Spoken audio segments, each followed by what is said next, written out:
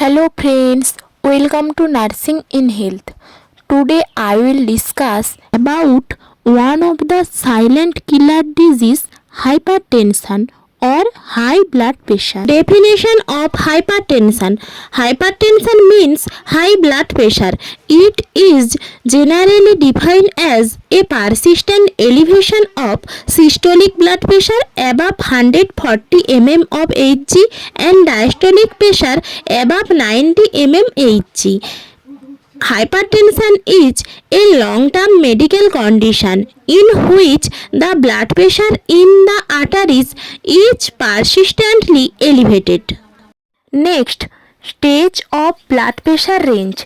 It includes 4 stages. Healthy stage, in which systolic pressure less than 120 mm Hg and diastolic pressure less than 80 mm Hg. In case of pre-hypertension, blood pressure, systolic pressure 120 to 139 mm Hg and diastolic pressure 80 to 89 mm Hg. Stage 1 hypertension, systolic pressure 140 to 159 mm Hg and diastolic pressure 90 to 99 mm Hg. Stage 2 hypertension, more than 160 mm Hg systolic pressure and diastolic pressure more than or equal to 100 mm Hg. Types of hypertension: primary hypertension, secondary hypertension and gestational hypertension. Primary hypertension, it also known as high blood pressure that does not have a single identifiable cause. Secondary hypertension, when high blood pressure is caused by any another medical condition such as renal disease, head injury, liver cirrhosis. Gestational hypertension, when blood pressure become high during pregnancy. Now I will discuss about risk factor of hypertension. Most common cause is unhealthy diet. Intake of high spicy, oily, fatty and high salt rich food. Next common cause is physical inactivity or leading a sedentary lifestyle or lack of exercise and yoga. Obesity, in some case BMI is more than 30 kg per meter square and in this case hypertension can occur. Too much alcohol intake, genetic and family history of hypertension, tobacco and smoking for long term. Old age more than 30 years, excessive stress, certain chronic condition, renal disease, heart disease, indigestion for a long time. Next I will discuss about clinical features of hypertension: severe headache, blurred vision, high blood pressure, dizziness, drowsiness and fatigue, nausea, vomiting, shortness of breath, irregular breathing difficulty, chest pain, confusion and anxiety, buzzing in the ears, papilledema, nose bleeding. How can we diagnose hypertension? First, history taking about family history and genetical history and past medical and surgical history of the person.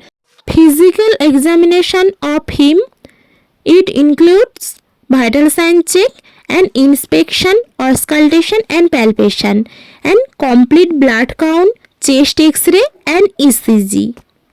How can we prevent hypertension? Prevention of hypertension through 3 parts: primary prevention, secondary prevention and tertiary prevention. Primary prevention includes cessation of smoking and alcohol, regular exercise and weight management, avoid sedentary lifestyle, avoid high salty and oily food, avoid stress. Secondary prevention includes regular BP check at least one time per year after 30 years of age. Start immediate proper treatment under doctor. Tertiary prevention. Prevention of any complication due to hypertension such as heart disease and mental support to the patient. Next, management of hypertension. It includes non-pharmacological management and pharmacological management. Non-pharmacological management just like primary prevention. Avoid high salt diet, regular exercise, stress reduction, weight management, potassium calcium rich diet, DASH diet or dietary approach to stop hypertension diet. Avoid alcohol and smoking. Pharmacological management it includes different type of antihypertensive drug. Calcium channel blocker. Example, amlodipine, nifedipine that prevent calcium from entering the heart's muscle cell and arteries and relax the blood vessel and lower the BP. Next, beta adrenergic blocker or beta blocker. Example, metoprolol, atenolol. It reduces the workload of heart and blood vessel, thus lowering BP. Next, ACE inhibitors or angiotensin converting enzyme inhibitors. Example, ramipril, enalapril. It helps the body to produce less angiotensin and relax blood vessel. Next, angiotensin 2 receptor blocker or ARBS. Example, losartan and telmisartan. It block the effects of angiotensin that causes the arteries to become narrow. Next, diuretic, furosemide and chlorthalidone. It help the body to get rid of excess salt and water through urination. Thanks for watching. Please like, share, comment and subscribe my channel.